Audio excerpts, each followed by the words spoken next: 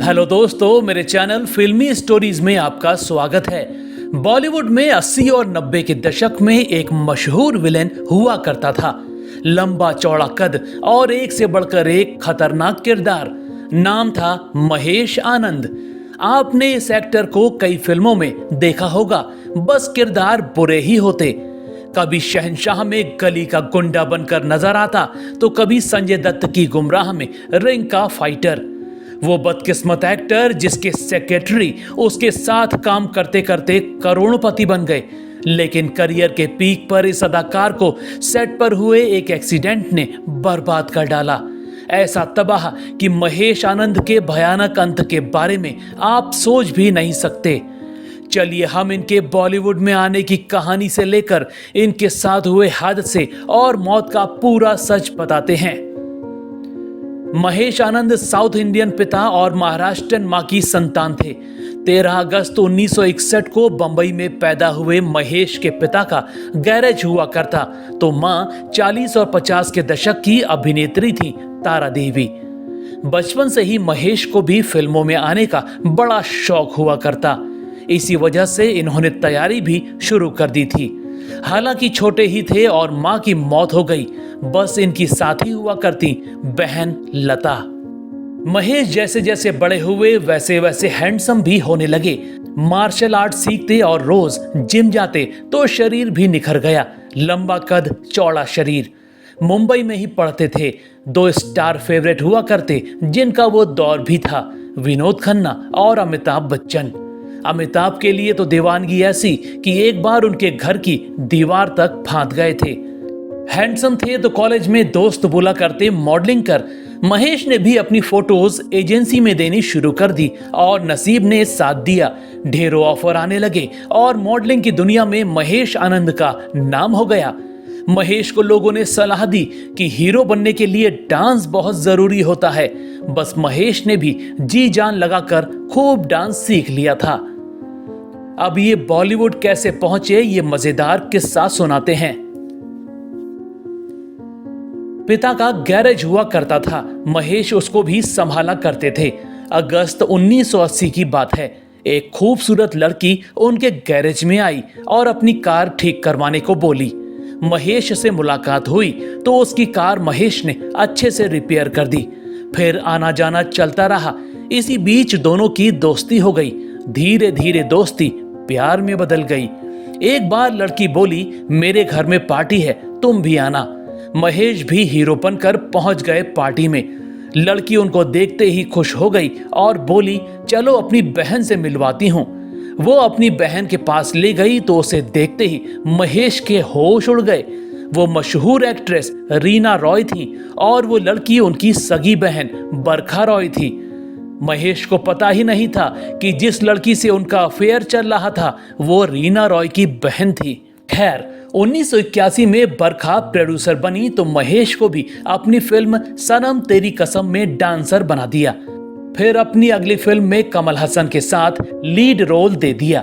1984 में फिल्म आई करिश्मा, मगर फ्लॉप हो गई। वैसे दोस्तों, महेश को एक फिल्म मिल जाती तो वो सफल हीरो साबित होते, मगर किस्मत यहां दगा दे गई। 1984 की बात है। बी सुभाष एक फिल्म बनाने जा रहे थे।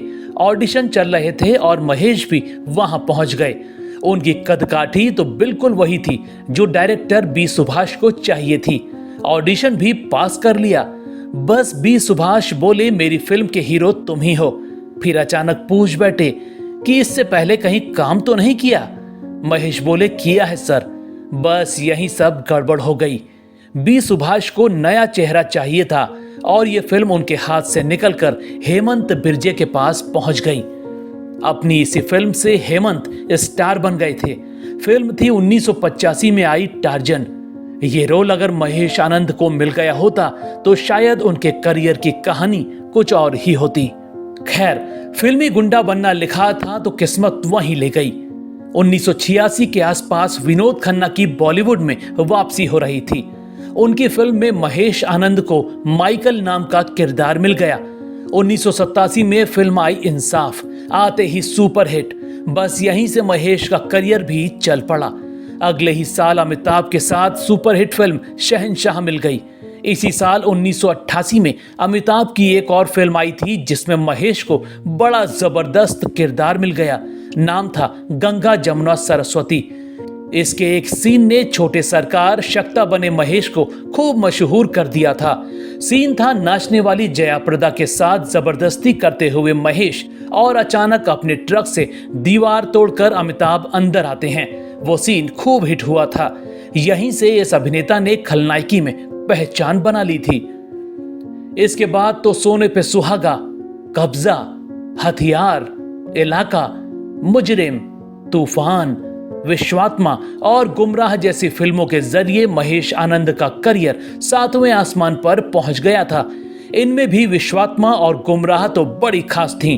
1992 में आई विश्वात्मा में अमरीश पुरी यानी अजगर सेठ के भतीजे राजनाथ का किरदार तो लोग आज भी याद करते हैं।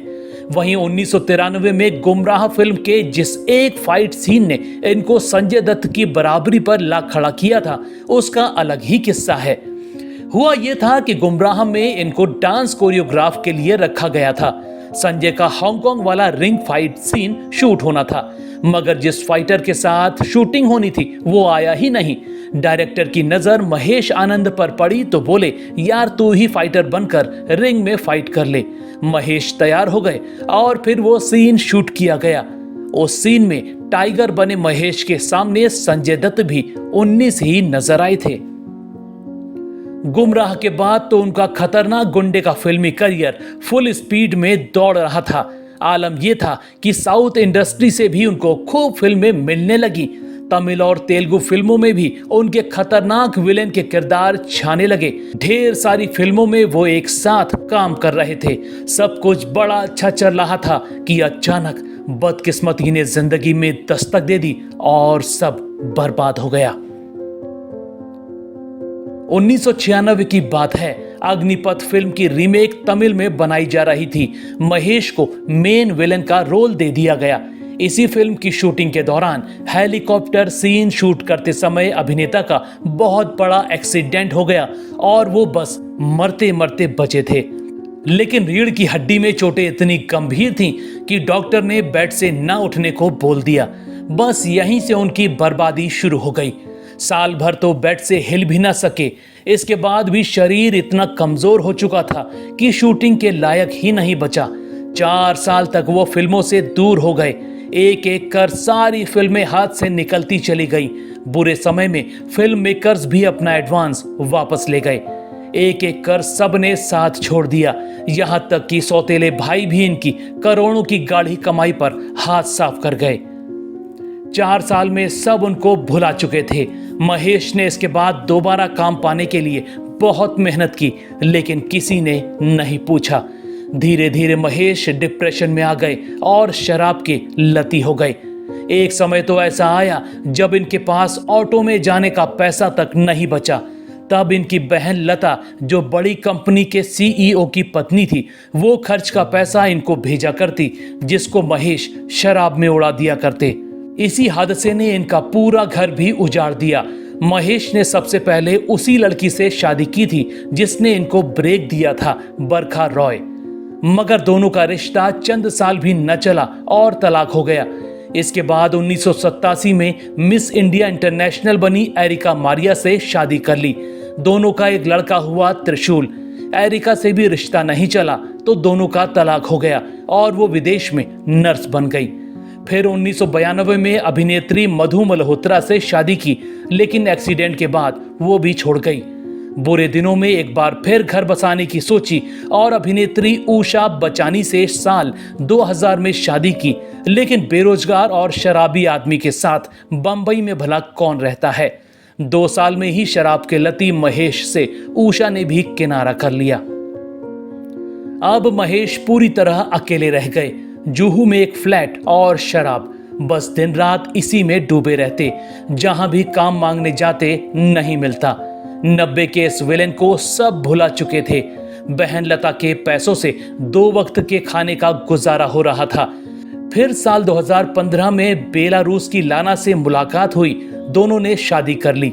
मगर वीजा की समस्या के चलते लाना 4 महीने में एक बार ही उनसे मिलने आ पाती। दोस्तों, अपने दर्दनाक अंत से पहले महेश की किस्मत ने 18 साल बाद उनकी वापसी करवा दी थी। साल 2018 में महेश को पता लगा कि पहलाज निहलानी गोविंदा के साथ फिल्म बनाने जा रहे हैं। वो पहलाज से मिलने पहुंचे और उनको भी कोई रोल देने की गुजारिश की। पहलाज उनकी हालत देखकर पसीज गए और एक छोटा सा रोल दे दिया। साल 2019 में रंगीला राजा रिलीज हुई थी। महेश बहुत खुश थे कि दोबारा उनका करियर चल पड़ेगा। वो अपने एक दोस्त को अपना सेक्रेटरी तक बनाने का वादा कर चुके थे, मगर होनी को कुछ और ही मंजूर था। शराब में दिन रात डूबे रहने की लत ने इनकी हालत बहुत खराब कर दी थी। जब चेकअप करवाने पहुंचे तो पता लगा कि पैनक्रिया का कैंसर हो चुका था। फिर भी न शराब बंद की, न इलाज करवाया और ऐसे ही चलता रहा। 7 फरवरी 2019 का दिन था। इनका टिफिन वाला आया, दरवाजा खटखटाया, किसी ने नहीं खोला तो वो बाहर टिफिन छोड़कर चला गया। अगले दिन भी जब आया तो फ्लैट के दरवाजे के बाहर ही टिफिन पड़ा हुआ था। दरवाजा नहीं खुला तो वो फिर से टिफिन बाहर रखकर चला गया। मगर 9 फरवरी को जब वो आया तो दोनों टिफिन बाहर पड़े थे। इस बार उसको कुछ शक हुआ तो पड़ोसियों को बताया। फिर पुलिस तक खबर पहुंची तो पुलिस आई। दरवाजा तोड़ा गया तो अंदर का नजारा हैरान करने वाला था। कमरे से बदबू आ रही थी और सोफे पर 90s के इस मशहूर विलेन की डेड बॉडी सड़ रही थी। 2 दिन पहले ही उनकी मौत हो गई थी, लेकिन किसी को खबर तक नहीं थी। आग की तरह ये खबर पूरे बॉलीवुड में फैल गई।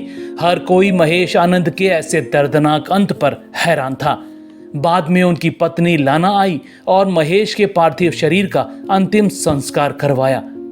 काश वो एक हादसा न होता तो महज 57 साल में इस बेमिसाल सितारे की ऐसी भयानक मौत न होती। दोस्तों, आपको 80s और 90s के बॉलीवुड का बेजोड़ विलेन महेश आनंद याद है या नहीं? इनकी कोई फिल्म या किरदार आपको पसंद आया हो तो हमें कमेंट में जरूर बताइएगा। ऐसी ही और स्टोरीज को जानने के लिए आप मेरे चैनल फिल्मी स्टोरीज को सब्सक्राइब भी कर सकते हैं। बस बेल आइकन दबाना मत भूलिएगा।